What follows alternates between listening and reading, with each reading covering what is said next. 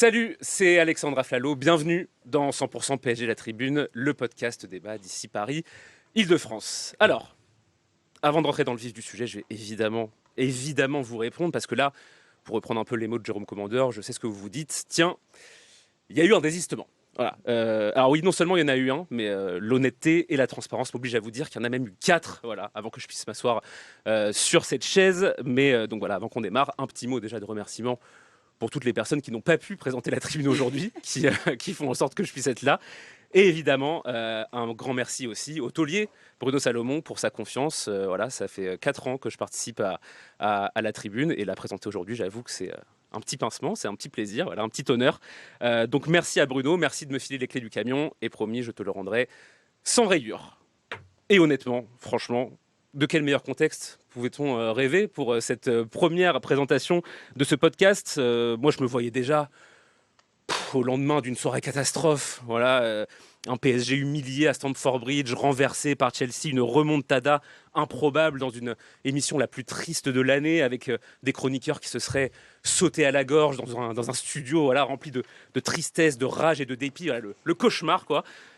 Mais non. Voilà, le Paris Saint-Germain n'avait pas envie de ça, pas de soupe à la grimace aujourd'hui. D'autres projets pour le PSG de Luis Enrique qui s'est éclaté hier soir à Stamford Bridge et qui a éclaté Chelsea au passage. 3-0, 8-2 sur les 2 matchs. C'est un score digne des plus grandes humiliations qu'on a vécues en Coupe d'Europe. Quel plaisir en tout cas de vivre ce genre de soirée où l'angoisse ne s'invite pas, où ça glisse tout seul. Ces soirées-là, on adore les vivre et ce qu'on aime encore plus, c'est les débattre, les débriefer le lendemain. Donc sans plus attendre, 100% PSG La Tribune, c'est parti. 100% PSG, La Tribune.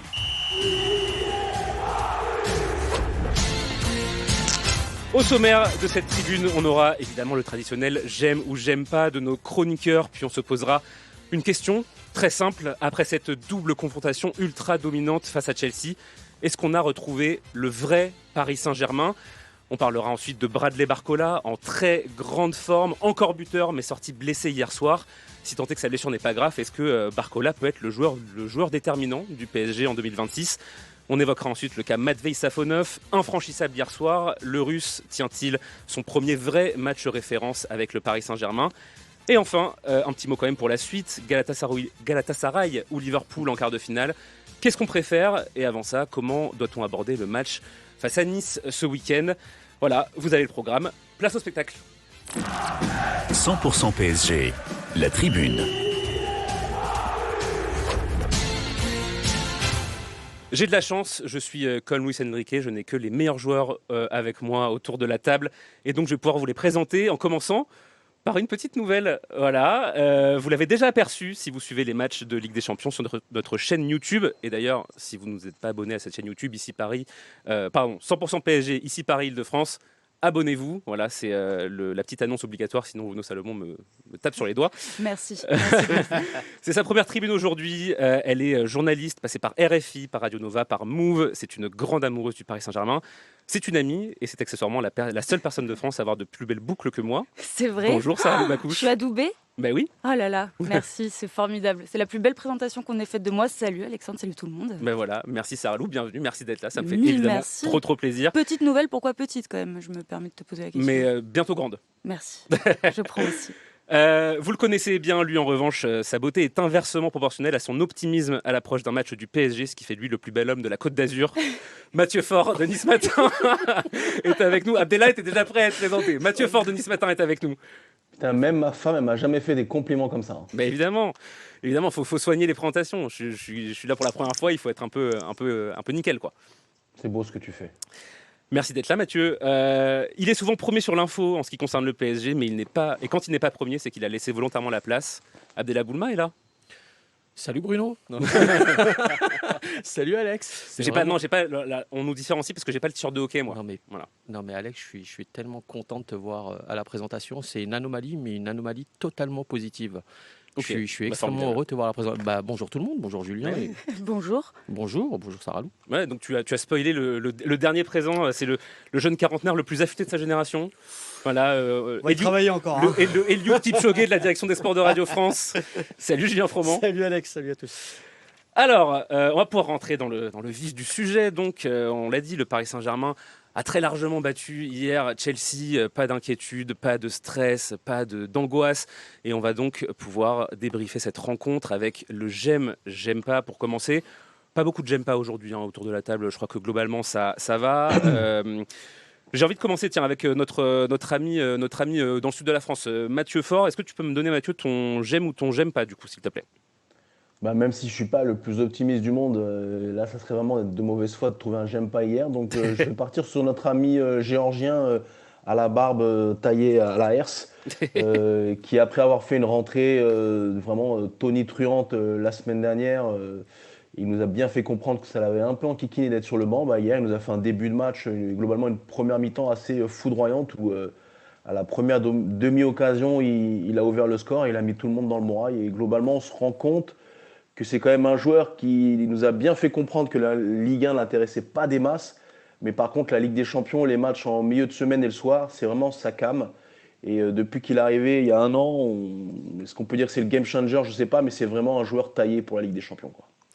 Ouais, Julien, c'était le bon choix pour toi de partir avec Kvaratskhelia plutôt qu'avec Doué hier? C'était l'évidence, en fait, quand tu vois le bazar qu'il a mis en 25 minutes du côté du Parc des Princes au match aller. Il est en forme. Il n'y a pas eu de Ligue 1 ce week-end. Donc en plus, tu vois, il n'a même pas eu à devoir traîner sa peine sur la pelouse contre Nantes. Et non, ouais, sa rentrée, son début de rencontre là à Chelsea est parfaite, quoi. Le but, certes, il y a le très bon ballon de Safonov, mais après, c'est lui qui provoque en fait l'erreur de Sarr. Il joue super bien le coup, et puis voilà, finition parfaite. Et ouais, Kvara, on peut peut-être l'excuser d'être un peu moins performant en Ligue 1 et de laisser la sale besogne aux autres, mais c'est vrai que dès que ça brille et que ça scintille, il répond présent. Et franchement, là, sur ce huitième de finale aller et retour, c'est clairement le MVP de cette opposition face à Chelsea, quoi. C'est vrai qu'il y a l'erreur de Sarr, mais derrière le fait de très vite en profiter, très vite jouer la lucidité, son corps, c'est en fait ce qui est quand tu revois le but, il se positionne déjà en se disant de toute façon il va y avoir une erreur où le ballon va certainement revenir dans mes pieds. Et après, il a la lucidité de mettre ce plat du pied pour tromper le gardien de Chelsea. Non, franchement, c'est un geste d'attaquant, en fait, ce que fait Kvaratskhelia. Sarah Lou, Kvaratskhelia, 2 tirs hier, un but. La semaine dernière, il rentre, il marque, pareil, 2 tirs, 2 buts. C'est la récompense aussi de cette envie qu'il a montré la semaine dernière dès qu'il rentre sur le terrain, et cette envie qui prouve qui est là et qui met en confiance dès la 6e minute. Il y a un soulagement des deux côtés du terrain, d'ailleurs. Un soulagement, on est rassuré parce qu'on sent qu'il est là pour aller au combat jusqu'au bout, et il lâche pas surtout. C'est ça qui est assez fort, assez fou. Donc oui, on peut lui pardonner d'être un peu dilettante en Ligue 1. Voilà, quelques petits ratés, et encore le mot est peut-être un petit peu fort, un petit peu plus d'incohérence en Ligue 1. Si franchement en Ligue des Champions ça donne ça, moi je prends. C'était son 7e but, je crois, de la saison hier en Ligue des Champions. Ouais. Ouais, en vrai, c'est ça que c'est énorme. Enfin, c'est je crois, de toute façon, le meilleur buteur du PSG en Ligue des Champions, c'est lui. Son joueur décisif, il repart en fait sur Abdallah sur les mêmes bases que quand il est arrivé la saison dernière. Il a tout de suite tout cassé, quoi. Absolument. C'est le recrutement phare du mois de janvier de la saison dernière. C'est celui qui te change tout, le game changer, comme tu dis. Il rechigne pas à la tâche. Il est, techniquement, c'est du très haut niveau. Sans lui, tu n'abordes pas le match de la même manière hier. Sans lui. Parce que les 2 buts qu'il met, exceptionnels, au match aller, te change la donne, ça rebat les cartes. Sur l'approche mentale, technique et psychologique du match retour. Donc grand Kvaratskhelia. Alors juste un petit bémol, parce que tout le monde le pointe du doigt, on dit souvent qu'il est sous courant alternatif. Moi je pense pas qu'il choisisse ses matchs, ce gars. Ouais, je ne pense pas. J'ai pas envie de jouer le pisse-froid bidule. Je pense qu'il faut nuancer un petit peu. Je pense qu'il gère plutôt je pense que c'est un gars qui sait gérer son physique, son effort, quoi. Son effort. Non, mais je sais pas. Moi, je le vois davantage comme ça que plutôt comme un joueur qui choisit ses matchs, parce qu'il est souvent critiqué en Ligue 1. Effectivement, il est moins bon en Ligue des Champions. C'est un homme des grands matchs, comme l'était Di Maria d'une certaine manière. Il a toujours été là dans les grands moments. Mais non, moi je pense qu'il gère davantage. Enfin, il gère sa carrière, il gère son physique. Et oui, effectivement, quand il faut sortir le bleu de chauffe, le 31, il a été piqué en plus.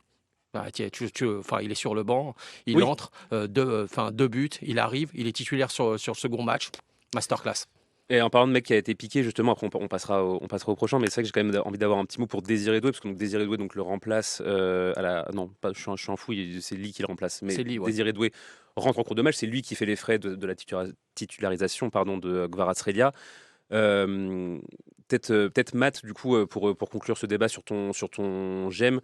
Toi, est-ce que tu as l'impression que cette double confrontation, elle a d'une part réglé peut-être le débat avec Doué, et est-ce que justement dans la réponse qu'a pu apporter Doué dans ses entrées en jeu la semaine dernière dans ses prestations la semaine dernière et cette semaine, est-ce que tu as trouvé qu'il pouvait apporter des arguments pour le concurrencer, Gvara?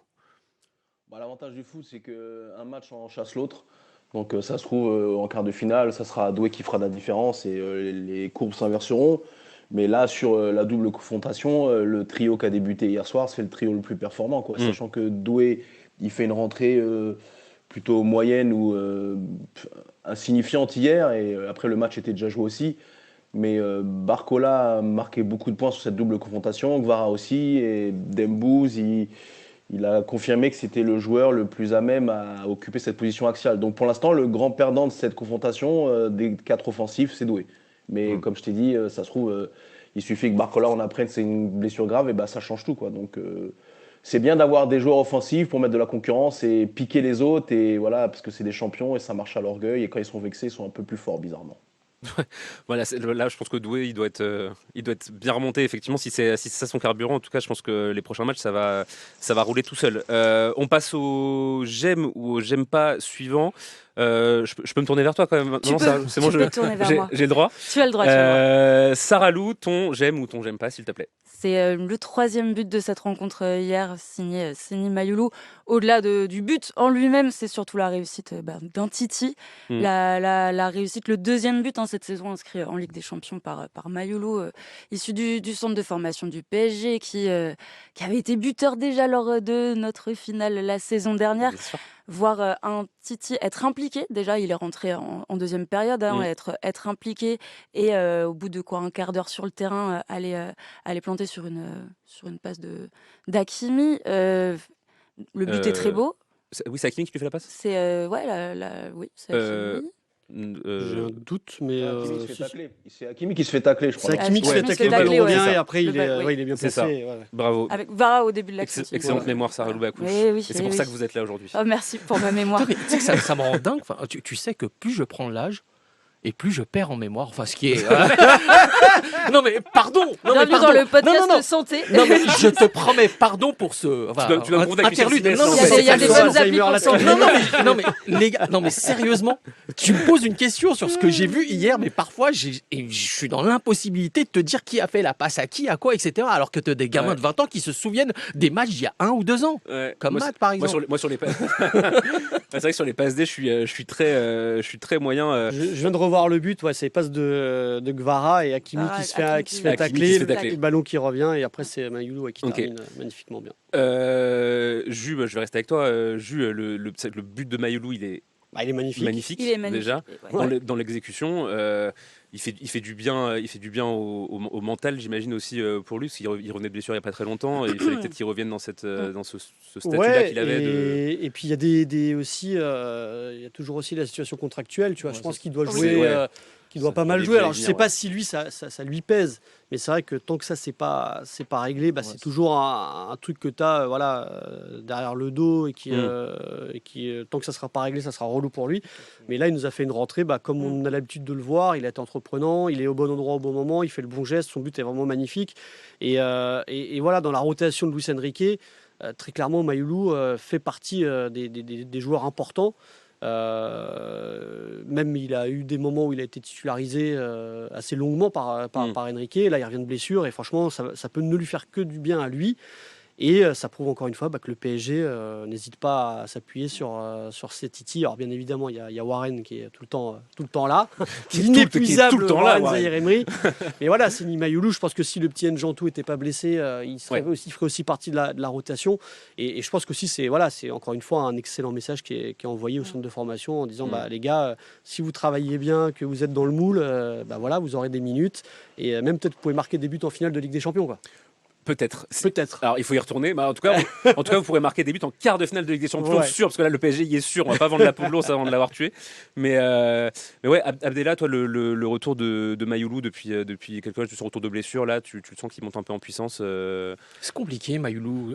Je sais pas. Franchement, on m'a posé la question plusieurs fois. C'est un gamin qui, j'ai dit il y a quelques temps en émission, qui avait un plafond de verre, en fait, qui n'arrivait pas. Il a marqué un but exceptionnel en finale de Ligue des Champions. Aujourd'hui, est-ce qu'on le considère encore comme un titi ? Je ne sais pas. C'est quand même, il a un statut, il a un statut à part. Il y a aussi ses problèmes liés à son contrat. Il n'a toujours pas prolongé. J'ose espérer que ça va se régler. Alors, je ne sais pas, je ne sais pas si le PSG va le conserver. Ça, c'est une autre question.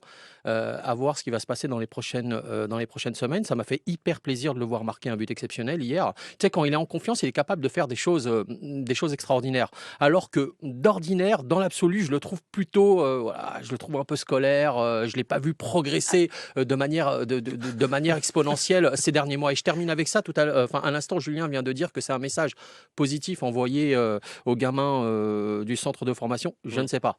Je ne sais pas parce que on pense plutôt l'inverse au sein du centre de formation, chez les gamins, les agents, etc. Les signatures de contrats des titis, c'est plutôt compliqué. Donc, à voir ce qui va se passer dans les prochaines semaines. T'as fait bondir Sarah Lou et Julien. Vraiment, ils ont littéralement rebondi sur leur chaise. Non, il y a la difficulté aussi de prendre en puissance quand ces derniers mois, il a joué sur 5 postes différents. Enfin, on le fait. Oui. C'est difficile, mais il a prouvé, je pense, que c'était pas impossible et qu'il était en bon chemin quand même. Mais ça, c'est la marque. Mais ça, c'est la marque de Luis Enrique. Bah oui, ça, c'est la marque déposée de Luis Enrique. C'est-à-dire que c'est une confiance, c'est une marque de confiance. C'est une marque de confiance. C'est-à-dire, à force de pouvoir et avoir la capacité de jouer partout, où est-ce que tu es bon ? Tu es moyen partout, mais tu n'es finalement. Ouais, mais il est nécessaire. Bon, il est nécessaire à l'équipe. Là, je regarde ses stats, tu vois, il a quand même joué 30 matchs, toutes compétitions confondues cette saison, 5 buts, 5 passes D.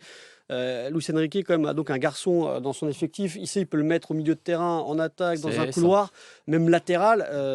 Globalement, il fera le taf, tu vois. Et dans ce PSG qui est polymorphe, où tu as besoin d'avoir ce genre de profil, je pense que tu as beaucoup de clubs français et étrangers qui adoreraient avoir un mec du profil de Seny Mayoulou, tu vois. Alors certes, il n'est pas excellent peut-être à un poste bien précis, mais quand il est sur le terrain, en attendant, il fait le taf, quoi. Je pense que ça viendra, ça. Si on oui, il est jeune, c'est un gars encore, il est jeune. Voilà. Ça viendra, vraiment. Après, oui, il y a cette question de plafond de verre. Quand tu as été si bon, quand elle est si haut, si tôt, marqué en finale de Ligue des Champions, alors que ça fait que quelques mois qu'il évolue avec l'équipe première, oui, cette question-là, elle se pose. Après c'est vrai qu'il allait très haut, très tôt. C'est-à-dire qu'il a marqué dans un match hyper important très tôt dans sa carrière. Mais symboliquement, en même temps, dans la symbolique. Il est encore très très loin d'être arrivé, même d'avoir atteint son niveau maximum. De toute façon, Seny Mayoulou, on n'a pas encore vu, je pense, le meilleur de Mayoulou. Je pense qu'on peut passer Alors, je sais que Mathieu, tu voulais dire quelque chose sur Mayoulou ou on peut passer à la suite. Tu as quelque chose à rajouter par rapport à ce qu'ont dit tes petits camarades ou... Bah, j'ai l'impression que tu veux pas que je donne mon avis, donc on peut pas. mais en fait, d'ici la fin de l'émission, tu vas te rendre compte définitivement à quel point je peux pas t'encadrer, Mathieu. Mais, non, ça c'est un mensonge. Je sais qu'au fond de toi, il y a beaucoup d'amour pour moi. Au fond, en surface, partout. Tu voulais rajouter quelque chose, Mathieu, non, sur Mayoulou sur Mayoulou, je pense que ce qui est délicat pour lui, c'est qu'il n'a pas vraiment de poste et moi j'ai du mal à lui voir une grande responsabilité dans ce club à moyen terme, au-delà de ce qu'il fait aujourd'hui, c'est-à-dire un joueur de complément et qui peut rendre des services de manière sporadique, mais sur la durée, s'installer dans le 11 à un poste défini, j'ai du mal vraiment à l'imaginer comme ça. Je vois plutôt un joueur à la Nkunku qui va briller ailleurs après avoir staté ici. Et puis là, il surfe sur ce but en finale de Ligue des Champions, qui est presque son accomplissement, mais bon... tu peux ranger ça au niveau de l'anecdote, un peu comme Lars Ricken avec Dortmund qui a mis un but en finale de Ligue des Champions et qui n'a pas fait une carrière folle non plus, quoi. Donc c'est un super joueur qui a un profil contractuel extrêmement chiant en ce moment. Ouais. Mais si on peut faire une belle vente, c'est bien. Et si on peut le prolonger, c'est bien aussi au final. Tu vois qu'il est pire que moi. au niveau de l'analyse. Pourquoi Oui, Pourquoi il est plus offensif là quand même, Mathieu. Oui, non, mais Il a un parti, il a quand même un parti pris beaucoup plus. Oui, non, mais après on connaît Mathieu Fort. Oui. Je veux dire, est-ce que tu t'attendais à autre chose? Absolument pas de Mathieu. Moi, c'est pour ça que Avoir un avis tranché. Hein. c'est pour ça qu'il est voilà, Ah, Mathieu, c'est pour ça qu'il est là. Hein. C'est pour ça que La nuance est Mathieu. ça fait bien. Abdella, justement, tu gardes la Oh là, parole. oui. Alors toi, t'avais un j'aime pas qui se transformait en j'aime. J'aimais bien cette. Moi, c'est un j'aime pas. C'est un j'aime pas. C'est un j'aime J'aime parce ou un j'aime pas. non, c'est la condescendance de Chelsea. Leur banderole là. Alors, non, Champions of the World, là. Tu empiètes sur mes plates-bandes, mon cher Alex. Non, mais franchement, Chelsea, l'avant-match des joueurs, l'environnement qui pensait véritablement massacrer ce PSG entre les propos du gardien avant la double confrontation, l'attitude de Rosenior, je monte un peu plus loin, cette phrase au moment de quitter Strasbourg, je suis obligé de la rappeler parce qu'elle m'a marqué. Je trouve ça formidable qu'un entraîneur de Strasbourg aille sur le banc de Chelsea. Ça doit être perçu comme une fierté, mais le jour où j'ai entendu ça, mais j'ai bondi de ma chaise, j'ai halluciné. En fait, il y a une réalité qui rattrape cette équipe. Une réalité, notamment au niveau des projets. Bon, hier, ils ont pris une humiliation en Mondovision. Bon, ça, il faut déjà le noter. Il y a un top 5 qui leur échappe, qui leur échappe un petit peu en première ligue. Ils sont 5e, 6e aujourd'hui. C'est un 6e coach en 4 ans qui est déjà sur la sellette. Et Dieu sait que j'apprécie plutôt Rosenior, au moment où il était à Strasbourg. Et c'est aussi, et ça, faut le rappeler, à Chelsea, c'est des pertes financières records autour de 410 millions. Donc voilà, ils arrivent avec des banderoles avant match. Moi, tu me diras, c'est le jeu. Champion du monde, Chelsea roi des clubs, etc. Mais mes amis, finale de Coupe du Monde des clubs, Paris était cuit. Paris était sur les rotules. Il manquait pas de chaud, bien évidemment. Beraldo avait fait un match exécrable. Mais il faut tout le temps recontextualiser. Je les ai entendus, vus, un peu trop beau. Ils voulaient absolument tirer le PSG. Bien fait pour eux. C'est vrai que Voilà, tout simplement. C'est vrai que Matt, c'est un peu dans le narratif de ce match, on se disait tous, le PSG va pouvoir prendre sa revanche sur cette finale de Coupe du Monde des clubs où Chelsea a giflé le PSG un peu sur la grande scène mondiale. Là, il n'y a plus de débat possible, 8-2 sur les deux matchs. La hiérarchie a été rétablie, quoi. Leur badge ne suffit plus à masquer le fait que le PSG est meilleur qu'eux, quoi. Jusqu'au but de Vitinha à l'aller, il y a plutôt un match entre les deux équipes où Oui, c'est vrai. un 3-2 sur les 75 premières minutes, c'était presque pas bien payé, mais je les ai trouvés vraiment forts pendant 70 minutes. Et là, derrière, ils ont pris un 6-0 en quasiment 2 heures de jeu. Et là, tu as vraiment senti l'écart, déjà l'écart entre les deux coachs, où un qui a un boulard énorme et qui, ça se trouve, va se faire virer après 2 mois sur le banc de Chelsea. Et puis l'écart entre une équipe et une autre qui est construite de joueurs recrutés extrêmement chers. Je ne sais pas si on mesure le prix, par exemple, des 2 joueurs au milieu hier. Caicedo, je crois que c'est 125 millions de pounds. Ouais. Enzo Fernandez, c'est 120 millions d'euros. Enfin, ils ont vraiment des joueurs à des prix exorbitants. Ça paraît du déficit, mais je crois que sur la balance des transferts, ils sont quasiment à 1 milliard depuis 5-6 ans. Donc c'est un effectif construit avec des millions d'euros. Et puis hier, tu regardes le 11 de départ, même s'il y a des absents, tu te dis, quand même, c'est pas l'argent le mieux dépensé du monde. Donc c'est bien aussi qu'une équipe comme la nôtre, qui a été patiente, qui n'était pas notre qualité première depuis longtemps, et qui a été construite judicieusement, rouste une équipe qui se la raconte un peu et qui par contre pourrait devenir très bonne dans un futur proche s'ils ont un peu de patience et un entraîneur plus aguerri et plus intelligent. C'est vrai que le PSG a battu son ancienne version, en fait. On a l'impression, un côté, le PSG a battu ses vieux démons avec Cécile. Je reviens juste parce que Abdella, tu parlais tout à l'heure de Rosenior. J'ai pleuré de rire ton tweet. Il a pris plus de notes pendant le match que moi pendant toute ma scolarité. Ah, mais ça, c'est une certitude. On voyait Rosenior qui était là en train de prendre ses notes sur son banc. Il a été surnommé par la presse anglaise LinkedIn Rosenior. C'est vrai. C'est exceptionnel. C'est exceptionnel. C'est exceptionnel. Sarah Lou, toi, le fait que le PSG ait bien battu et rebattu Chelsea, grosse satisfaction en vrai. Énorme satisfaction aussi d'avoir pris possession de entre ce stade, c'était le nôtre, les 12e homme parisien hier soir, formidable cette victoire, c'est aussi celle-là, c'était impressionnant, même à la fin un petit peu gênant de voir autant de supporters anglais quitter petit à petit les tribunes, mais oui, cette victoire, ça, c'est le genre d'image qu'on adore, Ouais, mais il y a quelque chose de prenant aussi en tant que supporter de foot globalement, tu vois, parce je me mets un petit peu à leur place, des défaites compliquées, on a pu en vivre. Et donc oui, cette victoire, elle est totale pour moi aussi en termes d'ambiance, de prise de possession globale de l'équipe, quoi, le dessus sur le club de A à Z, quoi. Julien, est-ce qu'on a surestimé Chelsea? De ouf. Merci. Merci, je me suis être tout seul dans mon truc. Non, mais je pense que de toute façon, on l'a vu sur ces huitièmes de finale. Enfin, c'est pas encore terminé, mais je pense qu'on a même surestimé globalement la Première Ligue. Ouais. On a compté en livres sterling et pas en football, quoi. Et voilà, certes, ok, Chelsea a d'énormes moyens à dépenser sans compter, mais quand tu vois qu'au final, Marquinhos, je crois, a plus de matchs européens dans ses jambes que tout l'effectif quasiment de Chelsea. Que le pauvre Mamadou Sarr, c'est sa grande première en Champions League, que son collègue à côté, c'était son 3e match. Il y a un moment, tu le payes, voilà. C'est clair. Et Chelsea, alors, bien évidemment, le discours, là, il est plus facile à dire parce que ça s'est fini à 5-2 à l'aller et que, bon, peut-être qu'à 2-2, on n'était peut-être pas sur le même discours, tu vois. Mais cette équipe de Chelsea, voilà, elle a encore beaucoup de choses à apprendre. Elle est en construction, mais ça a l'air d'être une construction qui est permanente. Ouais. Et au final, voilà, comme vous l'avez dit, face à une équipe du PSG qui est déjà en place et qui a passé en fait un peu ce côté-là, t'existes pas, quoi. T'existes pas et au final, tu dis 8-2. Il y a un moment, tu t'aurais dit, 8-2, putain, face à un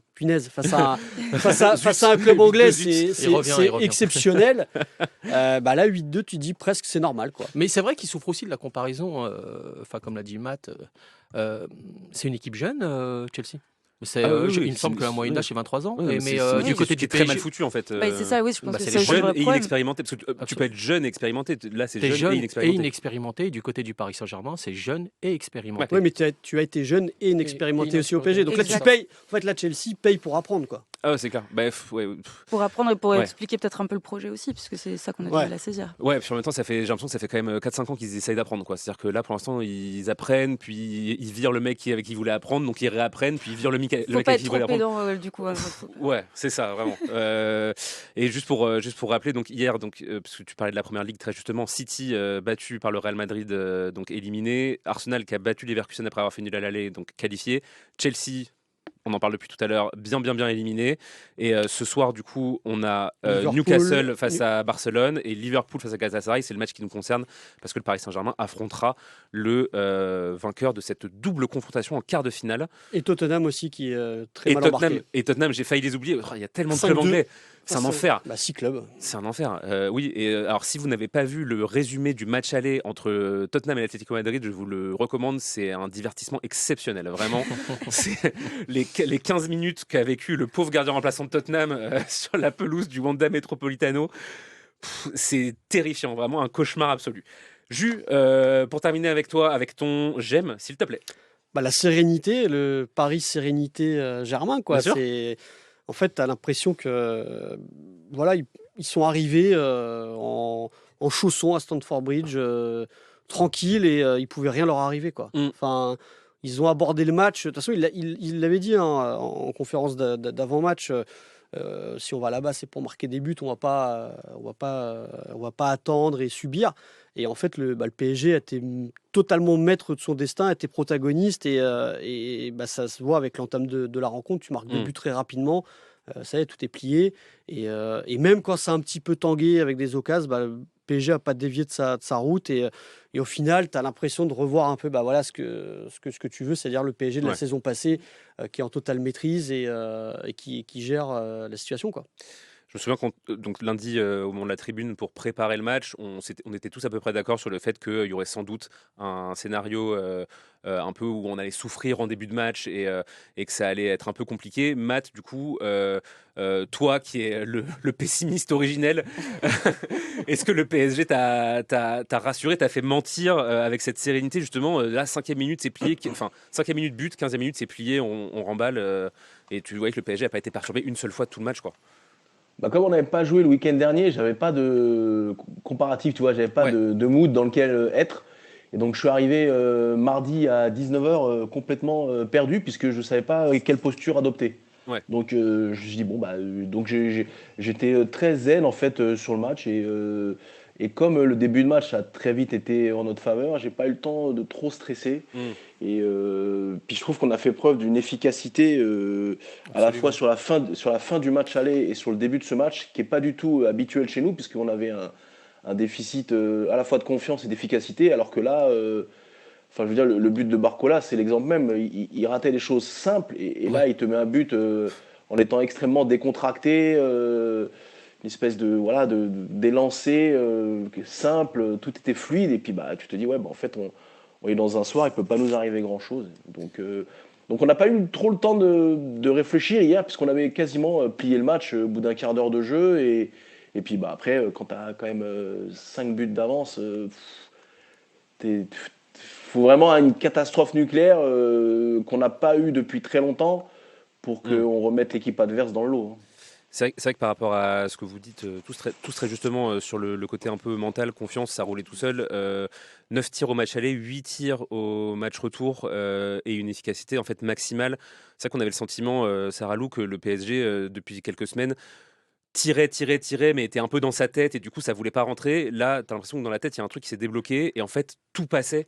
C'est-à-dire en fait, c'est un mec qui aurait pu tirer de la moitié du terrain, ça aurait fait lucarne, quoi. C'est ça aussi, je sais pas si c'est un déblocage ou si c'est quelque chose de stratégiquement bien construit. Et hier, oui, c'est un PSG confiant, mais surtout d'une confiance que j'avais peut-être jamais ou très rarement vue, même en fin de saison dernière. Mais là, j'ai vu des champions d'Europe jouer en Europe pour défendre leur titre. Et c'est d'une rareté assez précieuse. C'était plaisant. Et est-ce qu'ils tiraient vraiment sur leur dernière rencontre en Europe ou est-ce qu'ils se préservaient pour mieux exploser maintenant? Je ne sais pas.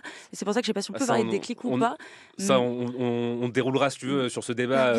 Parce que tu es en train de grignoter sur le premier débat. Mais c'est des arguments très intéressants qu'on développera du coup une transition, dans une minute. Je sais pas, alors Abdella n'a pas eu la parole sur la. C'est inadmissible, mais j'allais partir. Tu sais que j'allais partir là. Oui, il est parce que je t'aime encore moins que Mathieu Faure. Non, mais c'est inadmissible. Tout ça, c'est de la faute de Mathieu. C'est tout le temps de sa faute.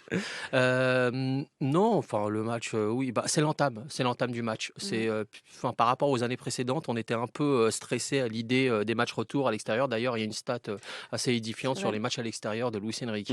C'est juste hallucinant. Je crois il perd seulement à Newcastle où la plupart des matchs, il les remporte. C'est désormais quelque chose d'acquis, alors qu'avant l'arrivée de QSI, probablement, je ne sais pas, je remonte à il y a quelques années, c'était la hantise de voir le PSG se déplacer à l'extérieur. Désormais, c'est terminé. Je ne sais pas ce que Luis Enrique a réussi à insuffler au sein de cette équipe, mais hier, le match, t'arrives, c'est chausson.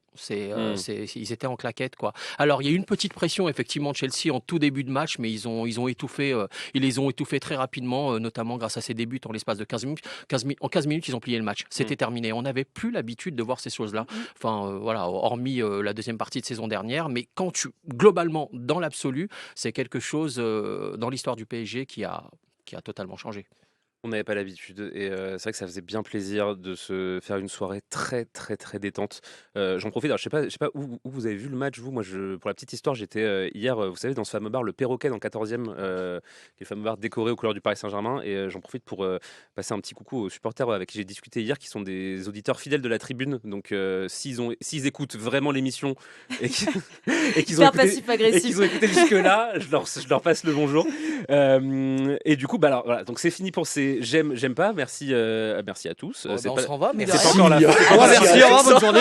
Merci, c'est sympa. J'ai le droit de vous remercier, j'ai le droit d'être cordial en fait. Voilà, j'essaie d'être un peu poli pour ma première à la présentation. Oui, merci Pardon beaucoup. de faire les choses dans l'ordre, mais du coup, puisque vous êtes tous agréables et pressés, on va pouvoir passer au premier débat de cette émission. Il est très simple. Sarah Lou le disait tout à l'heure très justement, on a eu l'impression de retrouver le champion d'Europe et globalement l'image qu'on a à la fin de cette double confrontation, c'est de se dire enfin, on a retrouvé le Paris Saint-Germain, on a retrouvé le PSG qui mord dans les cuisses de ses adversaires, on a retrouvé le PSG qui a l'énergie, qui a le pressing, l'efficacité, etc. Donc la question est très simple et je te donne tout de suite la parole, Sarah Lou, parce que je vois que tu te remues un peu sur ta chaise. Sarah Lou, est-ce qu'on a retrouvé le vrai PSG hier soir? retrouvé et amplifié. C'est-à-dire qu'on a retrouvé des éléments de succès de cette deuxième partie de saison dernière. Mais en plus de ça, ils sont champions d'Europe là actuellement. Donc c'est des champions d'Europe confiants qu'on a vu jouer hier, avec également, je trouve, une force, une tranquillité collective qui a atteint un niveau très très appréciable. Je dirais, on a découvert aussi un autre visage du Paris Saint-Germain. Et je pense que vraiment, je le redis, mais voir ce collectif-là jouer comme ça en Europe, en tant que champion d'Europe, je ne sais pas si on avait vu ce genre de prestations depuis le début de leur campagne européenne cette saison. C'est vrai qu'on n'arrête pas de dire. Alors, je vois que tu faisais la moue un peu, Abdella, donc je te laisse bon oui, c'est vrai que je faisais la moue. Oui, je faisais la moue. C'est ta mémoire qui te fait défaut. C'est ça. Abdella, tu as déjà oublié que tu faisais la moue, tu as déjà oublié que tu n'étais pas d'accord avec vraiment, Sarah Maud, alors qu'elle a parlé il y a 3 jours. Non, elle a entièrement raison. Ou pas tout à fait. Alors, non, je plaisante. Tu as raison globalement, mais je pense qu'il faut rester un tout petit peu nuancé. C'est mon avis, qu'il faut rester nuancé. Enfin, ça me rappelle la force tranquille, le slogan de Mitterrand au début des années 80. Pardon. On est en pleine période municipale, c'est pour ça qu'il y a de la politique un peu dans tout ça. J'ai pas dit que tout était parfait non plus. J'ai pas dit que tout était parfait, mais que cette confiance-là... Non, mais tu as entièrement raison. On parle de force tranquille, c'est vraiment ce qu'on a vu hier sur le terrain. En revanche, d'abord, j'ai vu un match abouti sur le plan européen. Alors, on sort d'une double confrontation face à Monaco, d'accord, qui a été relativement, voire très compliqué. Ça, tout le monde s'accorde à le penser autour de ce plateau. Ça a été une équipe hyper clinique hier. C'est ce que j'ai apprécié. Tout à l'heure, Matt a parlé de l'efficacité. C'est exactement ce qui a changé. Je vous renvoie notamment au XG. D'ailleurs, on était à quoi, 0,80 je crois au match aller. Hier, on est à 1,09. Attends, alors je suis sur le mauvais truc. On est à 1,09 hier, mais en fait il y a un truc. But attendu, 1,09. 1,09. T'imagines, ça traduit une chose, c'est que tous les tirs du PSG ont été cadrés, ont été transformés. C'est une efficacité totale du côté du Paris Saint-Germain. Et ça, c'est un truc qui a changé par rapport aux semaines précédentes. Et juste pour nuancer un tout petit peu le propos de Sarah Lou, c'est que n'oubliez pas ce qui s'est passé dernièrement. On a fait pas mal d'émissions pour dire tous les doutes qui entouraient cette équipe. Il y a même Luis Enrique qui en parlait même après Monaco. Luis Enrique doutait, certains joueurs doutaient, tout le monde doutait. Personne ne s'attendait à voir ce PSG hier. Dans le contenu, c'était du très haut niveau. Alors on l'a vu par séquence un tout petit peu face à Monaco. On l'a vu dans quelques matchs de Ligue 1. On s'était posé la question avec Bruno ici, à savoir, cite-moi le nombre de matchs où le PSG a été hyper performant cette saison. Il n'y en a pas eu. Il y a eu quoi ? Il y a eu Barcelone, il y a eu l'Atalanta, il y a eu Marseille. Marseille. Marseille. Je savais qu'il y avait Leverkusen, il me semble, mais sinon, globalement, c'était amorphe. Dans le contenu, il y a eu énormément de critiques. Et hier, est-ce qu'ils ont répondu aux critiques ? Probablement. Moi, je pense qu'il faut raison garder, qu'il y a eu des choses hyper positives. Il y a eu un milieu dominant. Il y a eu des ajustements tactiques du côté de Luis Enrique, que ce soit à l'aller et au retour. Enfin, on n'aura pas le temps de les développer ici, notamment autour de Marquinhos. Mais franchement, c'est un PSG qui a réussi à maîtriser ses temps faibles. C'est un PSG qui a réussi à être hyper efficace, notamment grâce à Kvaratskhelia et Barcola. On en reparlera. Et qui a imposé immédiatement un rapport de force dès le début hyper positif. Et ça j'ai vraiment et globalement apprécié.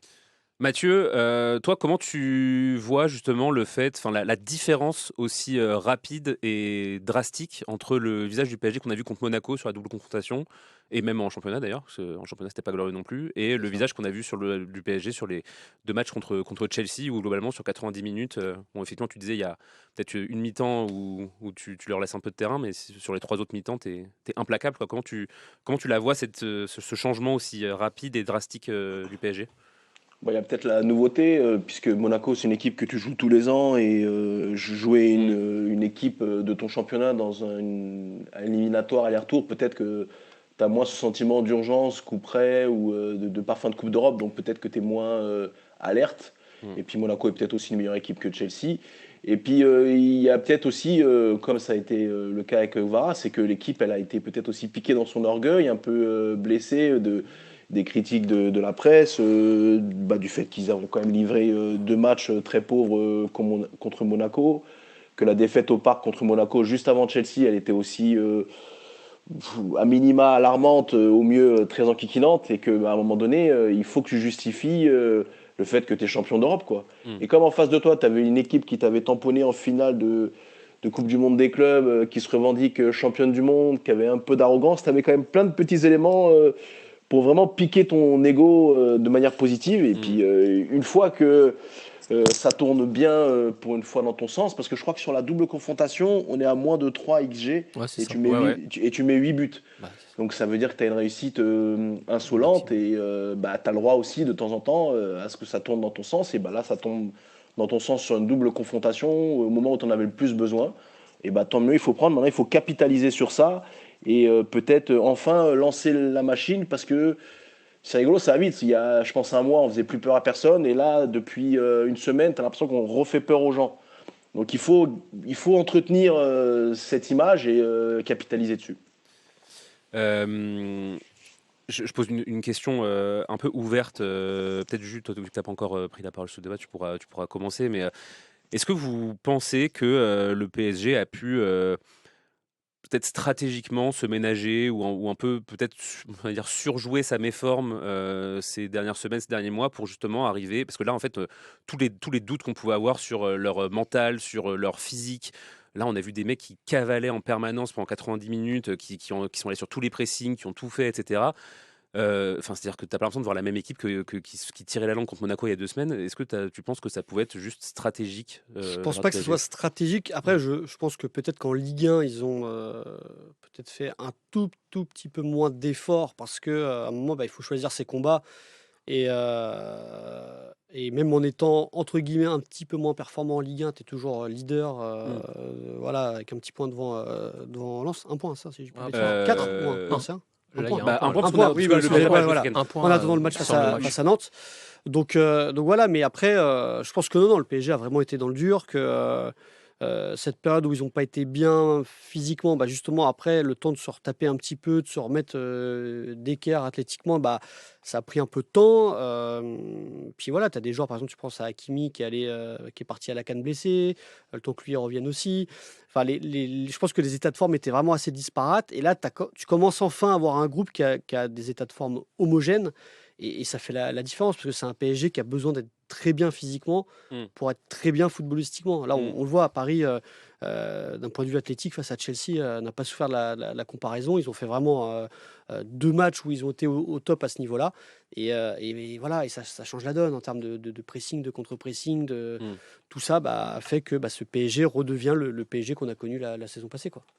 Moi, juste, tu sais, pour le pic de forme, on n'en sait rien en fait. Enfin, est-ce que ça a été stratégique, pas stratégique? Est-ce que le PSG a estimé, envisagé que cette équipe serait, on est 18 mars, serait opérationnelle fin mars? Personne n'en sait rien en fait. On n'en sait rien. Alors, on n'est pas dans le secret. On n'est pas dans le secret. Moi, tu tu me poses la question, j'en sais rien. Je travaille pas. Non, avec mais l'an passé, Luis Enrique avait clairement dit que le pic de forme devait arriver à partir de la deuxième partie de saison. Là, il l'avait annoncé. Là, il l'a pas annoncé. Là, il l'a pas annoncé parce que tu avais quand même à digérer la Coupe du Monde des clubs, les blessures, etc. Tu vois. Non, mais tu l'as dit, les formes sont disparates. Les courses à haute intensité, on l'a pas vu pendant le premier semestre. On n'a rien vu de tout ça. Il a joué avec les Titi pendant les 3-4 premiers mois. Il a attendu que les blessés reviennent. Il y en a certains qui sont encore à la cave, comme Fabien Ruiz.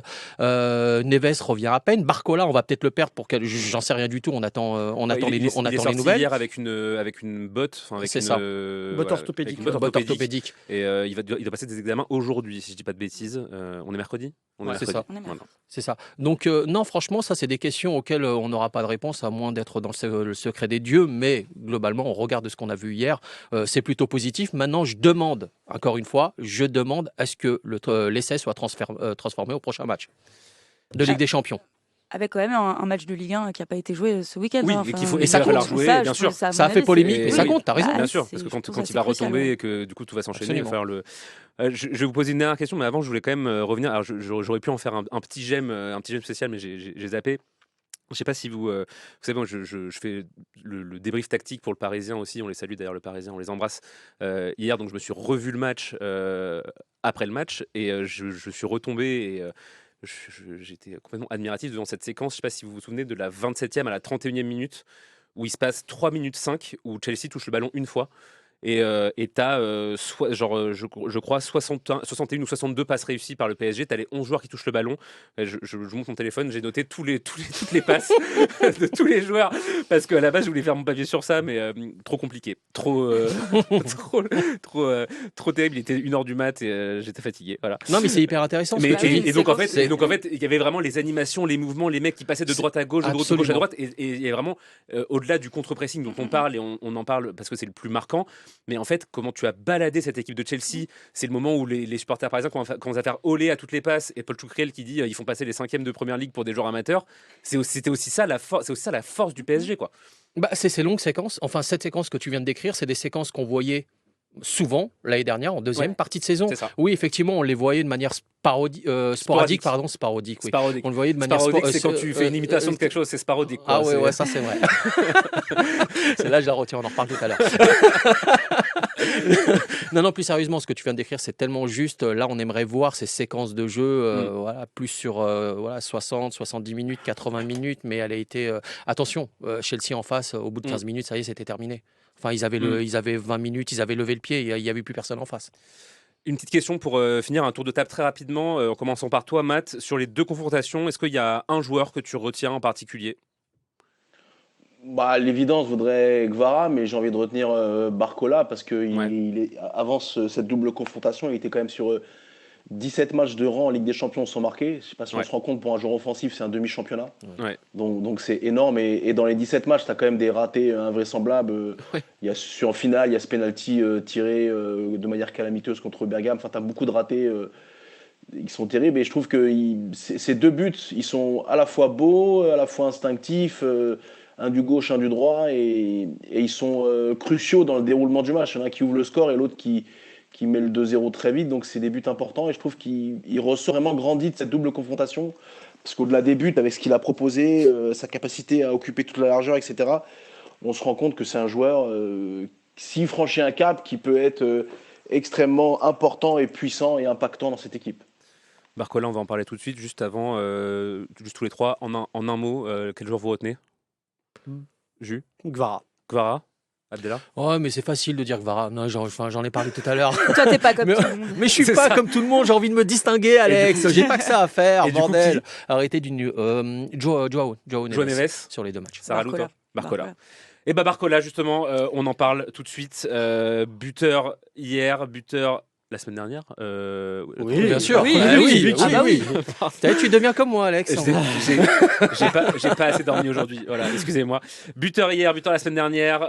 Globalement, qui est sur 5 buts sur les 6 derniers matchs, si je dis pas de bêtises, avec le Paris Saint-Germain, qui est en train de retrouver tout son allant offensif. La question est très simple. La question est volontairement provocante. Est-ce que Barcola, si sa blessure n'est pas trop grave évidemment, peut être le Ousmane Dembélé de 2026, c'est-à-dire le joueur décisif, le joueur qui change la donne pour le Paris Saint-Germain. Abdella, je vois que tu me regardes avec. Ah, mais moi je te regarde tout le temps. Tu me regardes avec des yeux. Pour toi, de tu me regardes avec des yeux intrigués. Est-ce que pour toi, Barcola peut être ce joueur-là pour le PSG cette saison ? C'est une question un peu provocatrice. Les 6 mois. Les 6 derniers mois du PSG, enfin pas les 6, pas le dernier semestre, mais celle qui a mené au titre, c'était Dembélé, c'était le facteur X évidemment. Cette année, Barcola a été globalement critiqué, notamment pour son inefficacité offensive, etc. Mais j'avais noté ces 34 buts, depuis le début de la saison dernière, c'est 34 buts et 24 passes décisives. C'est vrai que c'est énorme. Alors, comme j'aime à le dire, chaque joueur a ses défauts et ses qualités. Lui, en l'occurrence, c'est au-delà des stats, faut quand même, encore une fois, prendre un peu de recul par rapport à ce joueur et mesurer la chance que le PSG a d'avoir ce joueur dans ses rangs. Parce que pour moi, c'est le meilleur attaquant de l'équipe depuis le début de saison. C'est celui qui porte l'attaque de cette équipe. Voilà, doué un petit peu sur courant alternatif, Dembélé pour les raisons qu'on connaît, beaucoup de blessures, mais c'est un monstre. C'est un monstre sur l'aile gauche. Il fait un travail défensif énorme, il ne rechigne jamais à la tâche. Et là, soudainement, là, il se met à marquer. Il y avait un problème de confiance. Là, il commence à le résoudre. C'est une machine à se créer des occasions, tout simplement. Donc oui, effectivement, est-ce qu'il va remplacer Dembélé? J'en sais rien. Mais oui, c'est le facteur X de cette équipe aujourd'hui. Tu parles de confiance. Mathieu, pour toi, est-ce que c'était qu'une question de confiance devant le but pour Barcola? Parce que en fait, c'est un peu comme Dembélé, c'est-à-dire que le fait qu'il soit maintenant à droite devant le but, ça change un peu tout. Bizarrement, comme Dembélé, ça s'est aussi passé par un replacement, en tout cas, vers un peu plus dans l'axe du terrain, où il est un peu plus efficace, un peu moins, peut-être un poste un peu moins énergivore pour lui. Pour toi, est-ce que c'était qu'une question de confiance, Matt? Je sais pas, c'est difficile à dire. Il y a peut-être aussi du travail, pas dans le sens où il travaille pas, mais il y a un manque de. Je pense pas que c'est quelqu'un qui soit animé par le but. On sent pas chez lui une envie de marquer en permanence. Je trouve qu'il est plutôt dans l'idée de faire briller les autres et faire marquer les autres que marquer lui-même. Et parfois, ouais, il manque, je trouvais, il manquait de lucidité ou de pas de QI foot, mais il choisissait pas les bonnes surfaces, il s'apportait un peu. Enfin, il y avait un manque d'envie de faire mal à l'autre. Donc, je sais pas si c'est de la confiance ou pas, c'est peut-être un peu de tout ça. Et puis, tu as aussi des joueurs qui ont des mauvaises passes, des bonnes passes. Et là, même si il a beaucoup raté cette saison, ça reste quand même, je trouve, le meilleur offensif du club depuis la reprise au mois d'août. Parce que c'est celui qui a eu peut-être le moins de bas très bas et qu'il a eu un plancher assez élevé. Et c'est un joueur fondamental parce que c'est le seul qui est capable de prendre la profondeur aussi. Donc il est peut-être plus polyvalent que les autres. Mais je ne suis pas sûr qu'il arrive à faire ce qu'a fait Ousmane l'année dernière parce que Ousmane, pour le coup, il a une palette de jeu qui est tellement large, c'est presque un joueur total, que Barcola n'arrivera jamais à atteindre.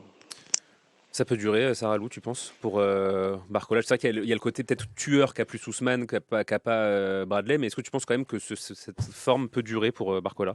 Cette forme et cette potentielle méforme, je pense que c'est la question de la confiance. Elle est cruciale, mais confiance due à un excès de confiance de l'extérieur aussi. Je pense que sa période de plus bas, cette deuxième moitié de saison l'année dernière, vraiment ça a été après un état de grâce qui lui a beaucoup trop pesé sur les épaules partout. Est-ce que Bradley Barcola, est-ce que Ousmane Dembélé de la deuxième partie de saison, c'était pas le nouveau Barcola de la première partie de saison?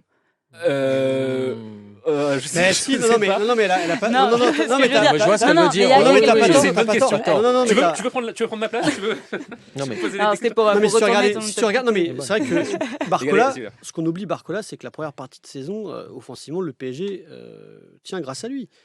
La marque- saison dernière? Ouais, la saison Ah dernière, oui, il marche clairement. sur l'eau. Clairement. C'est lui qui plante les buts pour le Paris Saint-Germain.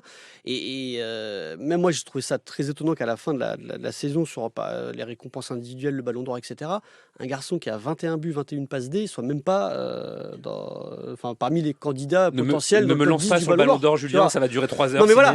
sinon, Non mais Barcola, je pense qu'en fait le truc c'est qu'il a tellement été performant dans la première partie de saison que au moment où il a moins marqué, Ouais. on lui est un peu tombé dessus. Mais c'est un joueur de rupture qui c'est un peu entre guillemets normalement un ailier à l'ancienne qui va beaucoup provoquer, qui va pas énormément stater. Au final, quand tu vois tous les efforts qu'il fournit, et Abdellah les a rappelé ses stats. Désolé, mais 38 buts, 36 passes D avec le PSG en 140 matchs. C'est énorme, ouais. C'est 34, énorme. 24. Faire une saison à 21 passes D, toutes compétitions C'est confondues, énorme. c'est beaucoup, ouais, c'est clair. c'est du Neymar ou du Mbappé, par exemple. Tu vois. Ouais, mais c'est vrai, il a raison dans la mesure où on a tendance aujourd'hui à pointer davantage ces buts manqués, mais que et tout le travail invisible aussi qu'il fait sur le terrain. Bien sûr. Enfin, d'une certaine manière, ça me rappelle un peu Cavani. J'ai pas envie de lancer un débat. C'est un mec. Là, mais- ouais. Non, mais qui travaillait. De très non, loin, alors. Non, mais non, pas de très loin. Dans la Tu veux dire mesure dans la où c'est philosophie pas du qui tout. pèse sur lui. Dans- Pas du pas tout. désagréable. Dans le dans la mesure où il travaillait beaucoup pour l'équipe. Enfin, il fait un travail défensif considérable. Donc non, faut vraiment faut saluer le travail de Barcola. C'est énorme ce qu'il fait. Hier, il marque son but. C'est marrant quand tu regardes l'action. Il commence à droite, il repique dans l'axe parce qu'en fait, il laisse le couloir droit à Hakimi pour que tu aies vraiment cette espèce de Absolument, ligne d'attaque de 4. Ça a changé. Et où en fait, du coup, j'ai l'impression la solution qu'a trouvé Luis Enrique à cette espèce de fait que les attaquants, en tout cas le 9, pesait pas beaucoup sur les défenses. Maintenant, tu as 2 9. 2 9 qui pèsent pas beaucoup, ça fait un 9 qui pèse un peu, on va dire. Et du coup, hier, Barcola, il se retrouve dans cette position parce qu'en fait, il est à côté de Dembélé dans l'axe. Est-ce que cette position un peu hybride, pour vous, c'était peut-être aussi la solution que Enrique a trouvée? Je sais pas, Sarah Lou, t'en penses quoi? Ça lui permet peut-être d'aller finir comme ça sans avoir trop le temps d'y penser. Je sais pas, d'être dans une efficacité clinique, limite instinctive davantage. et physiquement proche du but. Tu as plus de Physiquement lucidité très aussi, proche parce du but. que tu n'as pas les efforts à fournir dans le couloir. Et après, franchement, quand tu revois le but qu'il marque, techniquement, franchement, le contrôle, la frappe enchaînée, c'est magnifique, tu vois. Bah même la semaine dernière. Oui, comment j'ai pu oublier ce but? Il est fou celui-là. Donc non, mais c'est sûr que en étant un peu réaxé, voilà, c'est comme pour Dembélé. La lucidité que tu as perdue à faire tous les efforts dans le couloir, là, bah, tu as moins à parcourir et tu arrives plus frais devant le but et forcément, bah, tu es plus efficace, quoi. Et t'as Dembélé qui, durant tout le match, n'a pas fait de passe D, il me semble, n'a pas marqué de but, mais a fait un travail d'une intelligence inouïe au niveau de l'attaque et au niveau du milieu de terrain, c'est-à-dire qu'il redescendait systématiquement pour emmerder les milieux de terrain de Chelsea. Ça, c'est un truc à noter, mais ça traduit aussi toute l'intelligence de Dembélé. Quand t'es pas là pour marquer, t'es là aussi pour embêter l'adversaire autrement. C'est extrêmement plaisant de le voir comme ça en plus dans une. C'est clair. Oui, inséré dans cette maturité collective.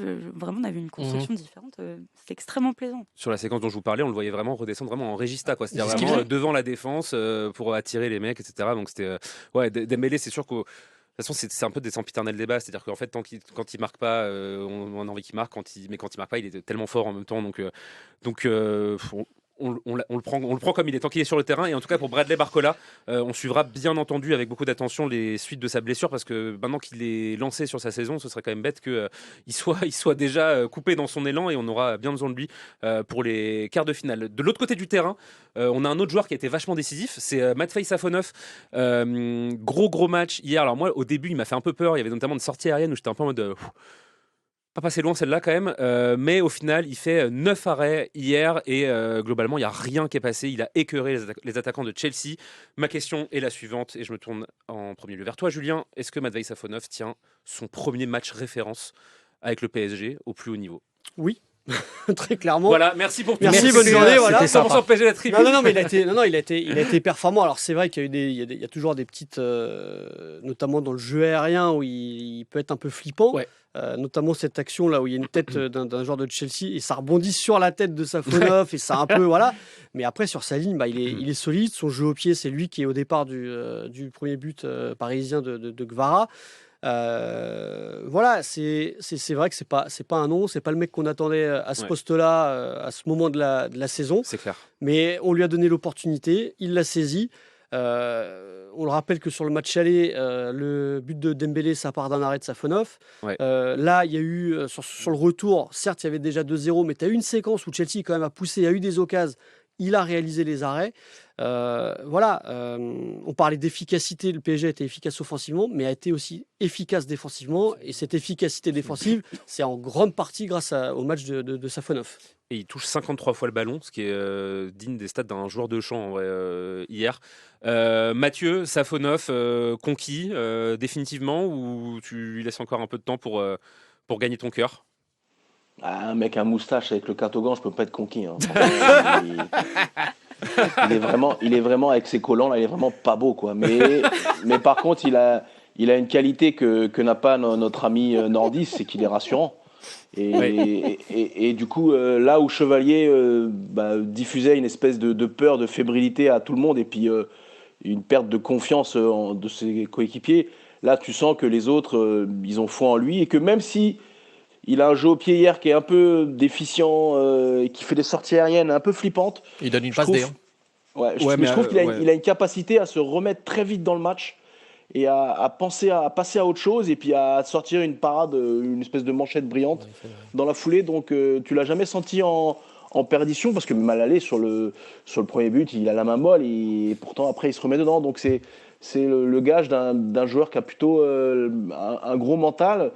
Maintenant, est-ce que ça va être le joueur d'une compétition comme cette année, et puis cet été, il faudra en chercher un autre, je l'espère, parce que je ne crois pas qu'il ait l'étoffe pour être le numéro 1 du club sur la durée, parce que si le club avait estimé qu'il était déjà le numéro 2 de Gigio et que sur le principe et sur ce qu'ils avaient vu, il était déjà le numéro 2 de Chevalier, c'est que peut-être son plafond est pas si haut que ça, mais que là pour l'instant il fait le boulot et que à moins d'une blessure, il n'y a aucune raison qu'il sorte des cages d'ici la fin de saison. Sur le jeu au pied, juste des petites stats pour appuyer ce que dit Matt. Il réussit 40% de ses passes hier, ce qui est vraiment pas énorme. Il fait beaucoup de jeux longs, mais alors après, les joueurs du PSG ont beaucoup essayé de chercher dans le dos des défenseurs de Chelsea, donc je pense que c'était aussi dans les consignes. Et dans le jeu long, il est à 5 sur 21, donc c'est vraiment pas dingo, mais après tout, c'est pas pour ça qu'on retient son match d'hier. Saralou, surtout il a fait des arrêts importants. Et est-ce que tu es d'accord avec Matt sur le fait que pour toi, il peut pas transcender un peu sa classe sociale de gardien? Après, là où c'est compliqué, des arrêts importants, et surtout, je souligne et je rejoins Mathieu là-dessus, cette capacité à se remettre dedans tout de suite, même après des fébrilités, il est présent, impliqué, il n'y a pas de place au doute, on se remet dedans. Après, c'est quand même compliqué cette situation. Alors, si c'est pas lui, Chevalier, qui t'a écarté aussi longtemps, qu'est-ce que t'en fais aussi, tu vois, en termes de confiance aussi de l'équipe.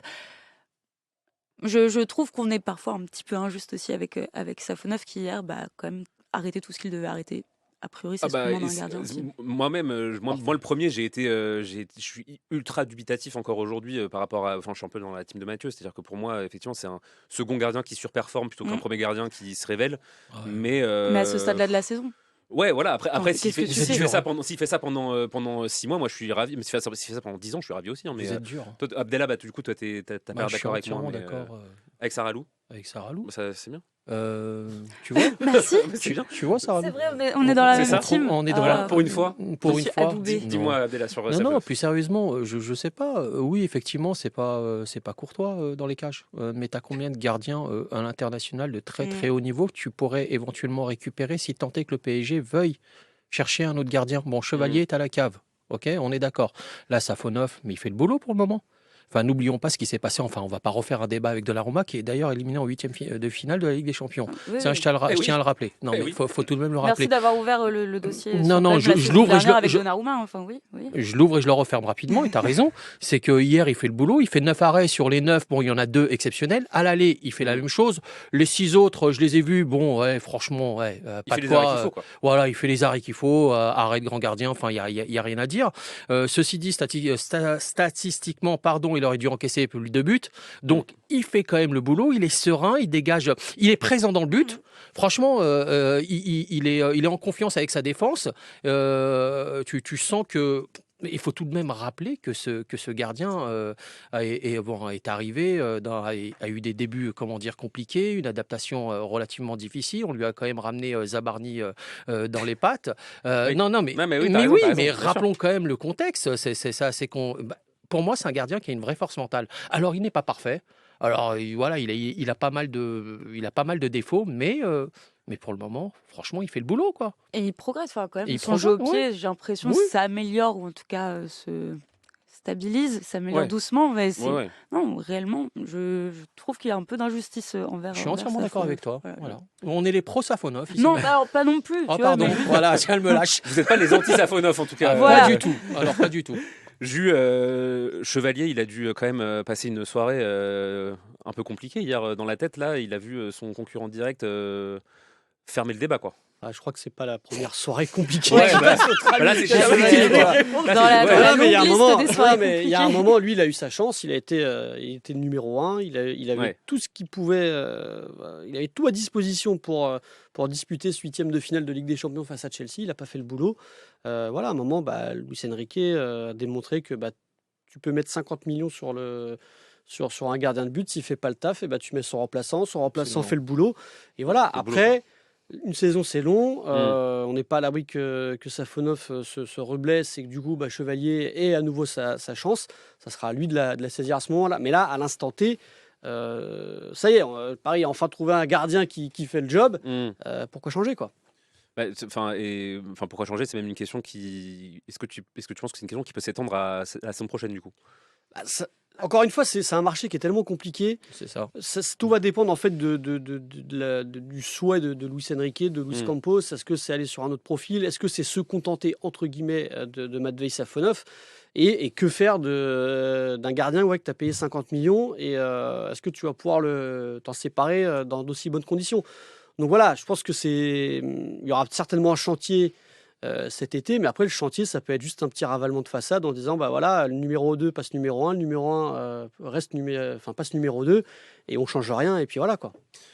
En tout cas, Matvei Safonov, il enchaîne dans les buts du PSG depuis début décembre. Donc ça fait bien. Quand il revient de sa blessure. C'est ça. Donc ça fait, on est en mars, ça fait donc 3 mois, tout rond qu'il enchaîne dans les buts du PSG. Et pour l'instant, ma foi, ça fonctionne. Le PSG est en quart de finale de la Ligue des Champions. Faut-il le rappeler, grâce à son écrasante victoire hier à Stamford Bridge, qui est venu confirmer celle 5-2 au match aller au Parc des Princes. Et du coup, la suite du programme, c'est que les quarts de finale de la Ligue des Champions, Julien, je sais que tu as les dates en tête.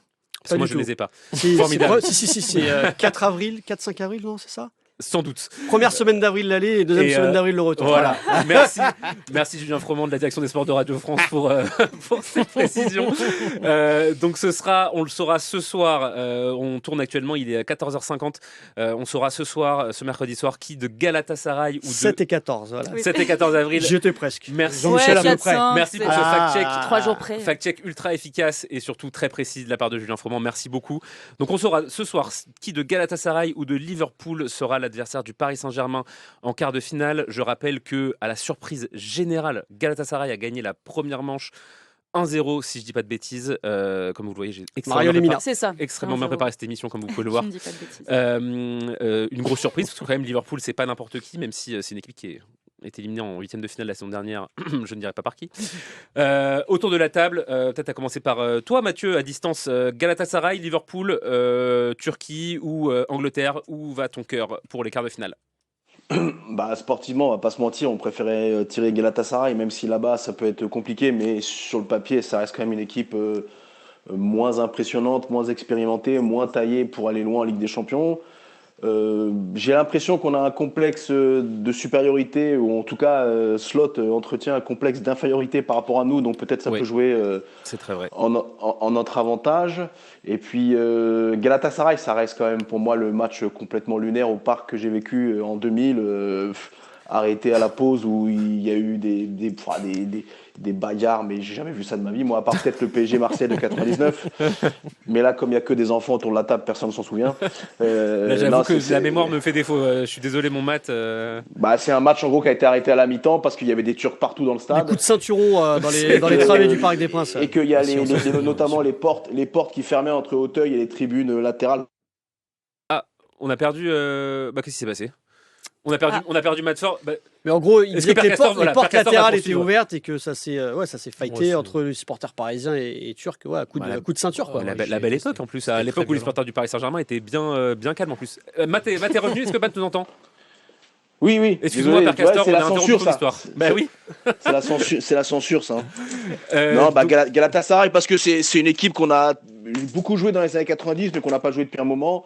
Et puis, je pense que l'ambiance là-bas vaut vraiment le détour. Ouais, c'est clair. Et alors, quand même, je précise, parce que c'est vrai que je pense que peut-être ceux qui nous écoutent n'ont pas l'idée des joueurs qu'il y a à Galatasaray actuellement. C'est quand même pas une équipe de peintres absolus. Victor Osimhen, Wilfried Zingo, Noah Lang, Leroy Sané, Davinson Sanchez, Sacha Boey, Lucas Torreira, Ismail Jacobs. Qui ça? Ilkay Gundogan, Mario Lemina, Mauro Icardi, on l'embrasse, on sait qu'il nous écoute. Il y a quand même des joueurs qu'on connaît bien en Europe. Donc ça peut être le tirage un peu piégeux, quoi. Bon, toi, je sais, Julien, je sais ce que tu préfères comme tirage. Pour le déplacement, il faut aller en Turquie, il faut aller à Istanbul. Le stade, il est incroyable, et j'y étais. Moi, c'était qu'en 2019, quand Paris avait gagné en phase de groupe. Et c'est vraiment une ambiance l'une des meilleures ambiances d'Europe. Ouais. Après, très sincèrement, c'est bonnet blanc ou blanc bonnet, que ce soit Liverpool ou Galatasaray. Le Liverpool de cette année n'est pas du tout celui de la saison passée. Autant la saison passée, quand Paris les a affrontés, tu avais un Mohamed Salah qui marchait sur l'eau, tu avais Liverpool qui était vraiment très très très fort. Cette année, c'est les montagnes russes. Leur défense, elle est un petit peu flippante. Thibaut Konaté, il te fait une dinguerie, un match sur 3. Certes, tu as Hugo Ekitike qui fait une très très belle saison avec Liverpool, mais est-ce qu'il a encore les épaules est-ce qu'il a déjà les épaules suffisamment larges pour emmener Liverpool face au PSG? Il y a quand même, je pense que cette année, le PSG est bien mieux armé pour affronter cette équipe de Liverpool. Et Galatasaray, il faut remonter au calendrier grec pour les retrouver en quart de finale de Ligue des Champions. Je ne sais même pas s'ils ont déjà fait un quart, peut-être à l'époque de Hadji et tout, donc ça remonte à... Donc voilà, quoi qu'il arrive, quel que soit l'adversaire, Paris sera le favori de ce match. Abdellah, Bien sûr. alors, ça va, tu vas bien? Moi, je vais très bien. Galatasaray ou Non, mais Liverpool? tout a été dit, évidemment. Enfin, attention, Galatasaray, il y a quand même le petit. T'as oublié de citer Yilmaz, leur attaquant. Je l'ai observé face à Liverpool. Franchement, hyper intéressant, costaud. Liverpool, c'est l'expérience, c'est le prestige. Il marchait sur l'eau l'année dernière jusqu'au 8e de finale. Cette année, ça va pas du tout. Ils sont sur courant alternatif. Mathieu a dit qu'on était dans la tête de Slot. Oui, effectivement, on est dans sa tête. Il ne cesse de parler du PSG à chaque conférence de presse. D'ailleurs, ça emmerde la plupart des supporters de Liverpool.